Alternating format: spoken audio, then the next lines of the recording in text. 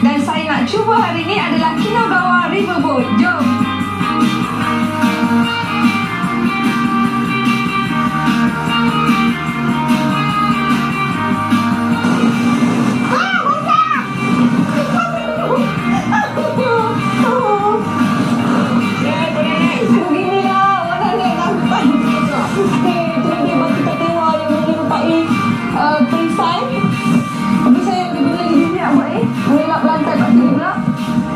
Disebabkan tadi ala-ala ombak kecil, habis semua air masuk dalam ni, basah punggung.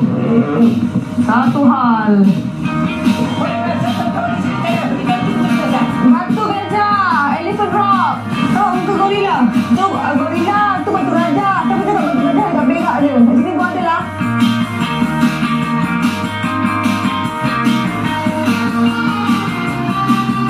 Ada untuk naik Kinagawa Riverboat, tiket RM2,700, kanak-kanak RM1,200, dan perjalanan dia lebih kurang berapa minit jugalah. Aku dah lama dah ni.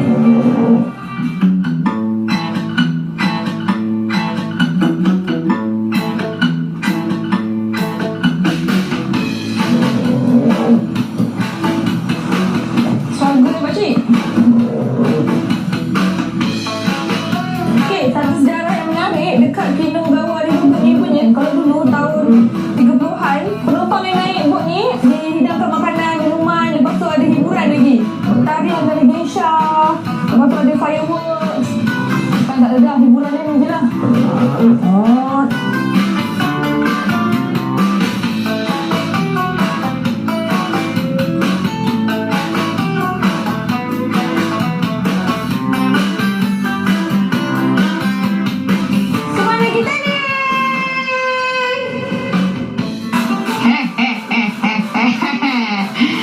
Mampu ketawa je. Okey, alhamdulillah. Setelah berjaya menamatkan misi saya, Kinagawa Riverboat. Wah, mula saya macam takut juga nak buat sebab ingatkan air dia deras ke, dia bumpy ke. Bukan sebab saya tak lasak, saya memang suka benda-benda tu. Tapi sebab keadaan sekarang takut tak boleh. Tapi sebabkan kapal tadi guide cakap boleh, tak ada masalah. Sebab air dia pun tenang je, tak ada apa sangat. Dapat tengok view, itu pun yang saya nak. Nak tengok keindahan alam, apa yang ada kat sini. Dan dapat tengoklah apa yang ada di sekelilingnya. Dan saya kena sembang air basah. Ni sebenarnya lencun belakang ni. So, lagi siap mak nak kena tukar baju pula. Dah basah. Lain pula dia punya dugaan. Alah. Cendera hati minggu ini. Dari Nico. Kita ada Sanzaru. Nampak ni. Hear no evil, speak no evil, see no evil. Okay? Dan hadiah ni untuk yang baik-baik aja. Cara nak mendapatkannya, anda kena upload gambar anda di Instagram, gambar anda pernah pergi Jepun ataupun tempat yang anda teringin nak pergi dekat Jepun. Jangan lupa letak hashtag Jejak Jepun Jihan dan juga hashtag JNTOMY. Dari Tokyo saya sampai ke Nikko. Ini adalah kali pertama saya sampai ke Nikko. Dan saya terus pergi ke tempat tumpuan pelancong yang agak famous juga, iaitu Tobu World Square. Saya suka sangat tempat ni sebab dia adalah taman tema architecture. So kita dapat tengok model yang sangat cantik, sangat perfect, sangat detail, halus, kecil. Bukan saja bangunan, malah dengan dia punya pohon-pohon, landscape dan juga manusia-manusia yang dikecilkan skalanya. So saya sangat kagum. So dia ada 102 bangunan. Tobu tu sendiri maksudnya 10-2. Sebab tu dia mengekalkan 102 replika bangunan kat situ. Untuk satu bangunan tu lebih kurang dari 11 juta ke 18 juta ringgit. So bayangkan ada 102. Ada kira lah sendiri berapa nilainya Tobu World Square tu. Kat dalam Tobu World Square ni ada satu restoran yang halal, iaitu Heian Restaurant. Dan dia ada special dish dia sendiri, iaitu Yuba Cuisine. Saya pernah makan Yuba, tapi Yuba dekat Nikko ni dia tebal, dia melemak, dia lebih manis dan dia sedap. Dan daripada Tobu World Square tu, saya ke sebuah shrine lagi, iaitu Toshogu Shrine. Dia diperbuat daripada emas.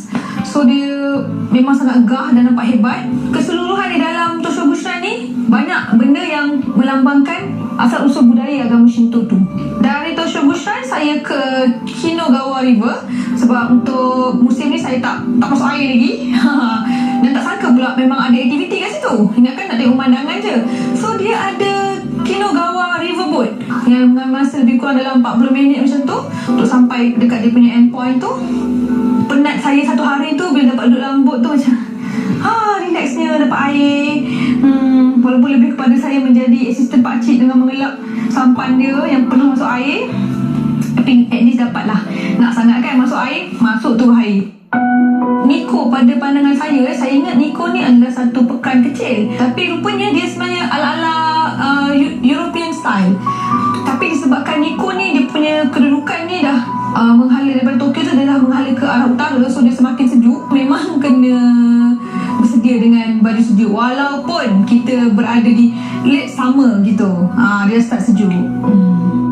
Hari ini pengalaman saya sangat menarik. Negara ni memang terlalu banyak perkara yang luar dari jangkaan. Kunjunglah seberapa kerap yang boleh, pasti akan tetap menemui sesuatu yang baru dan menarik. Sesuatu yang terlindung menanti untuk ditemui, sama ada kuil atau restoran ataupun sungai. Walaupun pada dasarnya perkara itu ada di mana-mana, namun setiap sesuatu itu tetap unik, tetap tersendiri. Seperti lapisan masakan Yuba, sehelai demi sehelai. Sesiapa saja dapat membuatnya, namun bukan sembarangan orang yang dapat memberikan rasa yang begitu unik kepadanya. Inilah Nikko, tiada dua yang serupa.